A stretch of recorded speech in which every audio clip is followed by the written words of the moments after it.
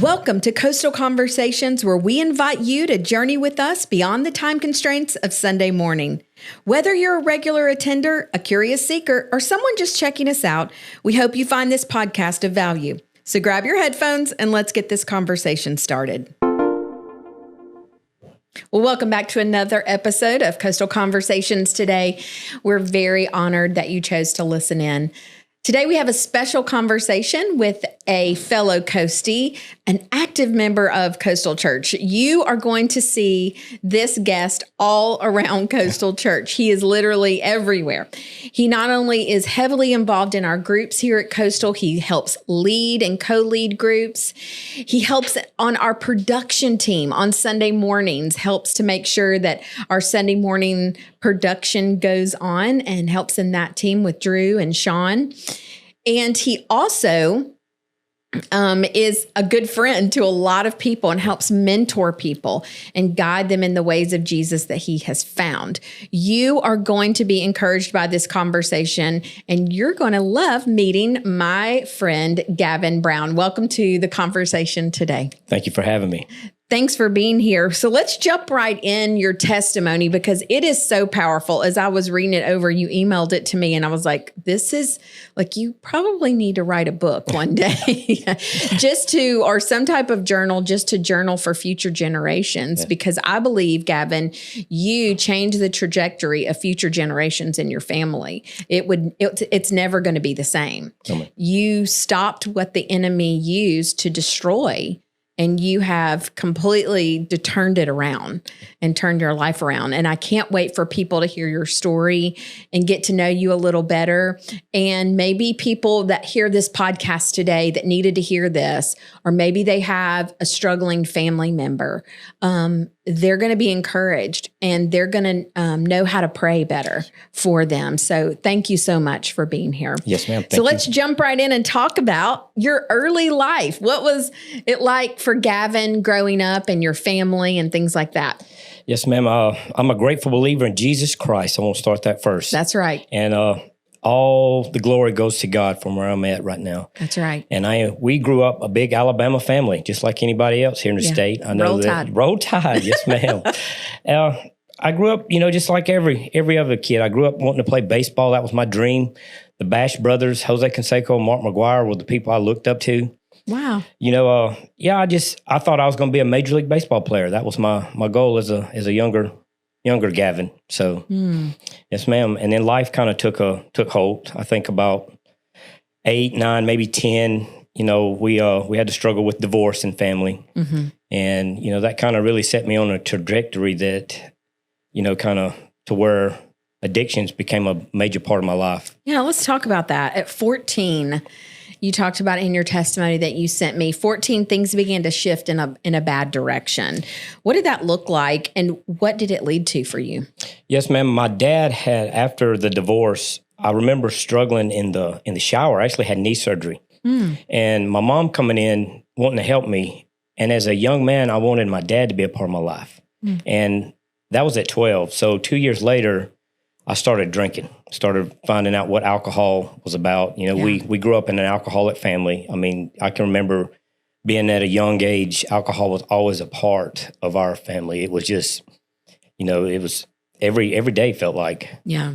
And so I guess maybe just kind of got involved. I felt like that was a normal thing because I seen it growing up. Yeah. And I think that's really common, especially in the South. It's just around. It's common. Yes, ma'am. And I heard somebody say one time, what you do in moderation, your kids will do in excess. Yes, ma'am. And so sometimes parents don't think anything about it just being around, but it affected you. Yes, ma'am, it did. And you see that. And I seen it being that it was a false confidence. Everybody was always smiling.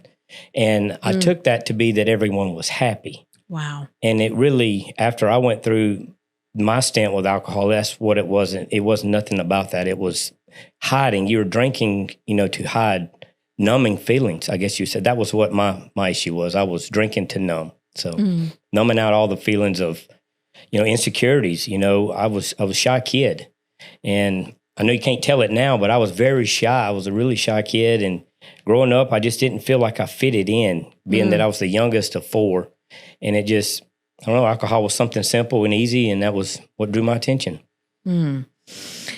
So you started with your addiction struggles, and that led to a bad path. What happened because of those addiction struggles?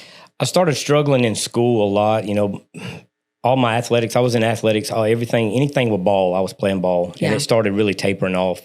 And then I went to college and we got into the party scene, and it just, my grades wasn't very good. So I ended up flunking out. Mm-hmm, mm-hmm. And that led into having to work, go to work. And then to come up, I was dating a lady and she ended up becoming pregnant. Mm-hmm. We got married. And then drugs became a part of my life right there, about 19 to 20. Wow. And, and that's the lifestyle that really kind of took hold of my life, was the drug addiction. Mm-hmm. Was it because the alcohol then wasn't enough anymore, or? I don't know. Like in my testimony, I just felt like it made me feel alive. I mean, it was something that made me, I grew out of my shyness. I was able to speak to people. I was able to as a matter of fact, I put it in my testimony, it made me feel like sunshine, like a ray of sunshine. And I know it was a false sense now, but it was just the way it made me feel. It just put you on another level. Wow.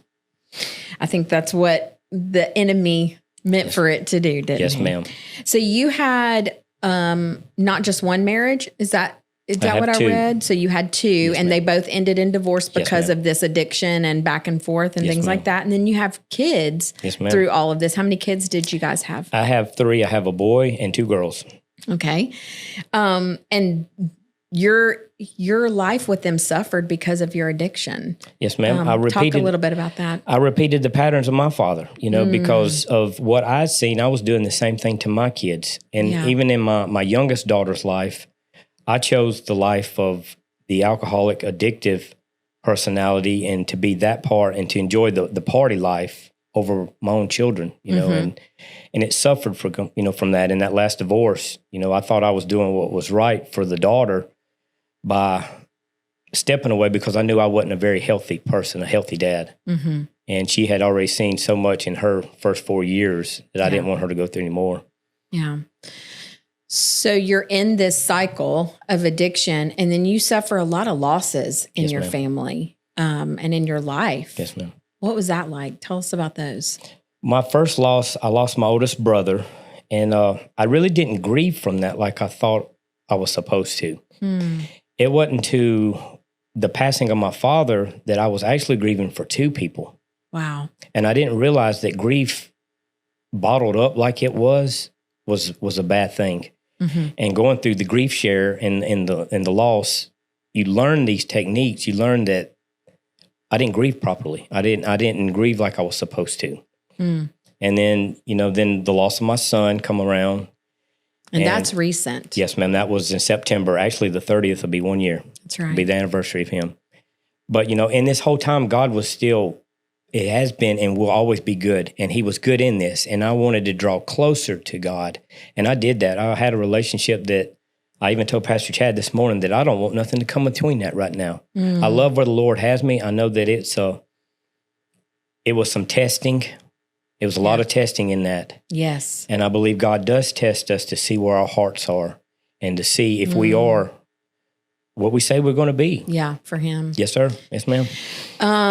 Talk a little bit about how you said through all of your addiction, you still felt God pursuing you. And when did you come to that knowledge of Jesus, and how did your life change? Like, take us on that journey. Yes, ma'am. I was in the middle of I tried to do rehab on my own, and I found out you could not do that. I think a lot of people do. Yes, ma'am. You think you could quit for a week or 2, but something, a month, whatever. Yeah. And I could get good at about 3 months, and then something would trigger me, and I'd go back. But I remember one weekend just sitting there, and I was big into baseball. Like I said, Home Run. It was a movie, a Christian movie, come on. And the guy that was in there playing the role, he was suffering from alcohol and the loss of his father being, he didn't have that same stability. And that whole movie, I felt like the Lord was talking to me then. Wow. Which in the scene, it had a part about celebrate recovery. So God was already ordaining my steps well before I ever knew what was to come in my life. So this is a movie, a Christian Yes, movie ma'am. called Home Run. Yes, ma'am. And through this movie, God begins to start Yes, speaking ma'am. to you. Yes, ma'am. Keep going. That's good. And like I said, it was something that I wanted. So I really started digging deep into my soul. It's like, I've really got to, and this was probably 5 or 6, maybe 8 years before I really become devoted to God.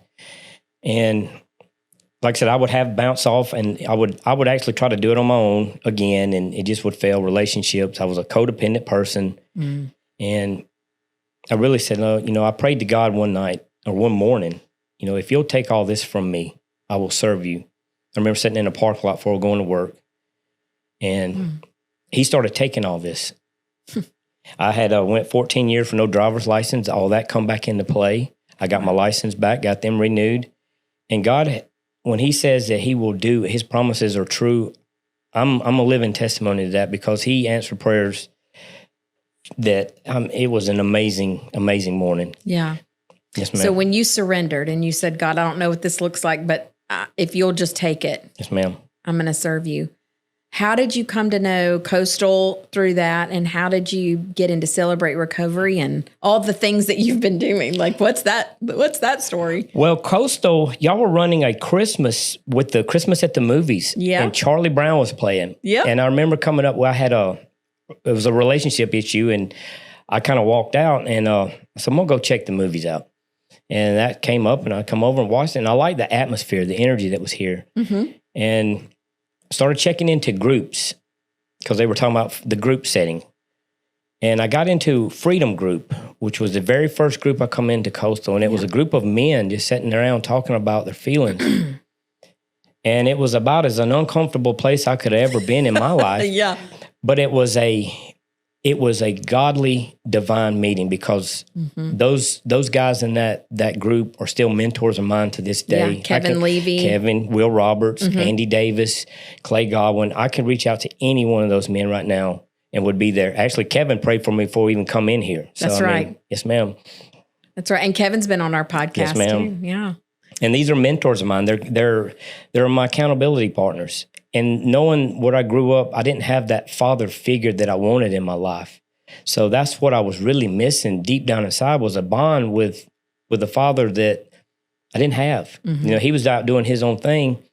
And I just grew up, wondering why he didn't want to have anything to do with me. And that really is what the whole core of the whole situation with the addiction to come in was, what was wrong with me? Yeah. So you get into the Freedom Group, you find freedom in Christ, you learn about Jesus' love, you start growing in him, you start getting mentors. Yes, ma'am. And then you plug in to Celebrate Recovery. Yes, ma'am. What was that like? That was another a God hand in everything. I actually signed up for the first one that you had. Yeah. Actually had. There was 3 of us. Yes, ma'am. And signed up for that. And, that kind of didn't happen. But Pastor Tim and Miss Ashley come to me and asked me about, joining.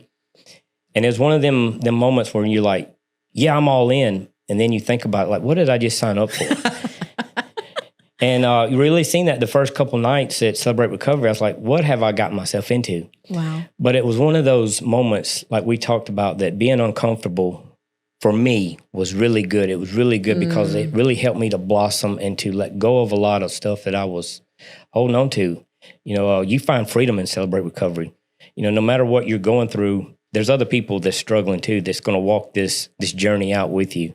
So it's an amazing thing to be a part of every Thursday night. And you started with it when it was just small. Yes, ma'am. And now how many people do y'all have every Thursday night? We are packed out. I mean, it's just, we're going to, I don't know, like Pastor Chad said, we're going to have to make room for more. That's right. It's an amazing thing to be a part and to see, the growth and to see other people come to Jesus and surrender their habits, their hang-ups. That's, for me being a part of that is what brought healing into me, is that I can see people when they first come in the door and give them 3 or 4 months and let Jesus love on them. And you can see a change in them. You can see a different person. You can see the color comes back. They just come to life. And it's an amazing thing to be a part of. That's so good. And today you serve on our production team on Sundays. What does that do for you, serving? So not only are you growing in your relationship with Jesus, but then you like you said, you're all in. I don't know what this means, but I'm signing up for production. What does that give you a sense of, like when you do that on a Sunday?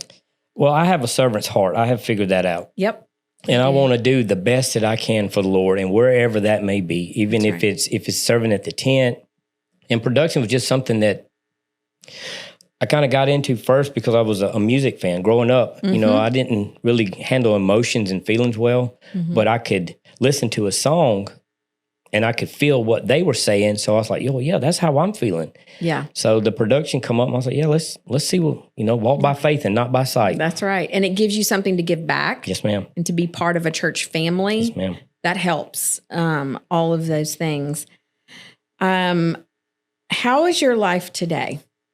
And what would you say to somebody who's struggling with addiction, or somebody that they know, maybe a close loved one that's struggling with addiction or life-controlling issue? Recover to live.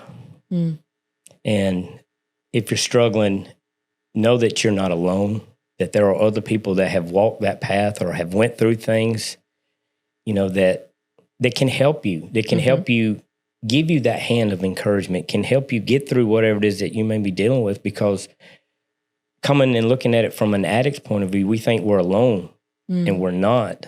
We're not. We can do this with other people that are struggling.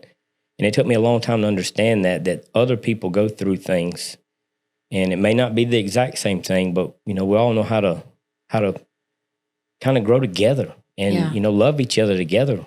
Just like Jesus asked us, just love one another, love our neighbors. That's right. And no matter what you're going through, there's love and peace through it. So. That's good. So today, just like you heard the voice of God through Home Run movie, yes, I'm believing that somebody is hearing your voice through this podcast, and they're hearing your voice say, "Recover to live." Yes, ma'am. And you can do this. And there's a family here that loves you and will help you through it. Yes, ma'am. I think that's so good. How many years sober are you now? I think Pastor Chad gave a wrong number the other day. He did, but we're going to take 5, but I am 4. I'm actually That's 4. Awesome. Yes, ma'am. Yes, ma'am. And I think in one of his sermons, he said, Gavin Brown, 5 years. And you said, I'll take it, but it's 4. Yes, ma'am. We're already getting ready for 5. That's right. Good. And so you'll get your 5-year chip at Celebrate Recovery. And you continue to mentor and help people there. Yes, ma'am. And are you in any other groups this semester, or just Celebrate Recovery? Because that's still a lot. Yes, ma'am. I do a group with Kevin, and then we do a Saturday morning group. So yes, ma'am. If anybody's interested, come join us. Got some groups. Yes, are ma'am. you part of the pickleball people too? I have played it, but I've tried to really slow down. I'm in the Coastal U, just trying to slow down some things here and there. But yes, ma'am, we play. Yeah. I play. I just not as much as some others. So. And that's another thing I wanted to bring up. You're in Coastal U now because you feel a call of God on your life to be a pastor and to mentor people. Yes, ma'am. And to help people. And we believe that. We see that in you, Gavin, and we're so excited that you're on that journey. Thank you. And we know that God's going to use you in great and mighty ways to help and to continue to help people. Yes, ma'am. I don't think we go through the things where we go through to just put them on the shelf and not share and not help somebody else that's struggling or may not know how to recover. They may think it's the end, but it's not. It's just the beginning. When you surrender to Christ, that's a positive thing. That's a good thing. It's not a bad thing. That's right. That's yes, right. Ma'am. Well, thank you so much for being here today. Yes, ma'am. And thank you for sharing your story, and thank you for being just a part of our Coastal Church family. Yes, we couldn't do what we do and see the Gulf Coast saved without people like you coming alongside and catching the vision and serving others and, just allowing God to use you. Yes, it's ma'am. just been an amazing journey to watch. Yes, ma'am. I ask him every day, just use me, Lord. Use me however you see fit. So whatever your will is for my life. Well, we see it and we appreciate you, Yes, ma'am. Gavin. Thank you. Thanks for being here today. Yes, ma'am. Thank you for listening to this edition of Coastal Conversations. I know that it encouraged you. Celebrate Recovery meets on our campuses, both campus, Daphne and Bay Minette. At Daphne on Thursday nights at 6, Gavin? 6:30. 6:30. Thursday nights in the Coastal Cafe. We have free dinner and childcare provided. And then on Friday nights at our Bay Minette campus, we also have free childcare and dinner provided there at the Bay Minette campus. If you or someone you know is struggling with addiction or any really life-controlling issue, it doesn't just have to be addiction. It can be any life-controlling issue. Celebrate Recovery is a loving community that's here ready to receive you, ready to help. All you have to do is to show up. You just have to show up. You don't even have to sign up. Now, you can sign up if you want on our website, but you don't have to. If you or someone you know is struggling, please help them get to Celebrate Recovery. Even offer to come with them, maybe. Be a friend, come with them. You can come as well. Or if you have a family member that's struggling and you want to come to Celebrate Recovery to learn how to help them, it's for you as well, and you can do that. We're here for you. We love you. We believe the best is yet to come, and Jesus is going to get the victory, just like in Gavin's life. He's going to get the victory through this. So thanks for listening. Thanks for tuning in today. Share this episode with a friend. We love you, and we will see you right back here next Wednesday on another episode. Thank you for listening to this week's Coastal Conversations podcast. All of today's references will be found in the show notes. Also, if you enjoyed listening, be sure to subscribe, rate, and review. We'll see you at Coastal this Sunday as we pick the conversation up from here.